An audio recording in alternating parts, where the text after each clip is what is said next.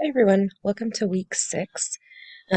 This week is really diving a little bit deeper into additional content with genetic engineering. So you all have or should have completed the first genetic engineering discussion board.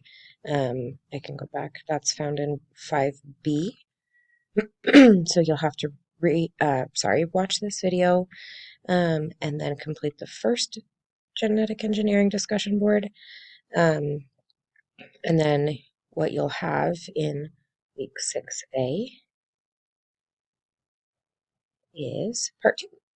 So you have to or you're digging a little bit deeper, reading an article, and then choosing 2 ethical viewpoints. And you should pick 2 viewpoints out of these 4 that would not have the same side.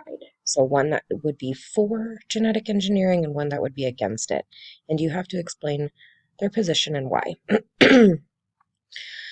So it's going to require a little bit more in-depth understanding of the ethical viewpoints. So you can go back and review the ethics module, and that is found here in this ethics and health and wellness, which you will also need to be go into this week as well. So for this week, obviously watch this announcement. You'll have some additional content in the cancer folder that you can watch. And then you'll complete the smart book, the quiz, and the lab like normal.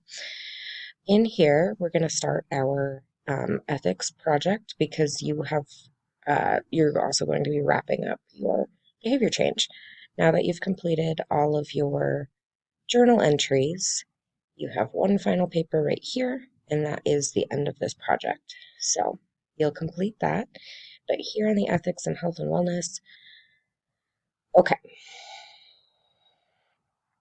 So what you'll need to do is choose a topic, learn background information on it, outline your stance, ethical viewpoint you used, and then expand your viewpoint with personal background and checking your work for any logical fallacies, and then write the final paper. So we're going to complete this in phases. So here are the topics. So we've got topic 1. Should adults meet the minimum activity guidelines and maintain a should adults who meet the minimum activity guidelines and maintain a healthy diet receive a partial refund on their insurance premiums and income taxes? And these are the 3 sources. Should terminally ill patients have the right to physician-assisted death? And here we have the sources. And finally, should we place an additional tax, sometimes called a sin tax, on unhealthy foods such as those with added sugar, sugar-sweetened beverages, or high sodium levels per serving? And here we have the sources. So you will need to choose one topic to focus your overall paper on.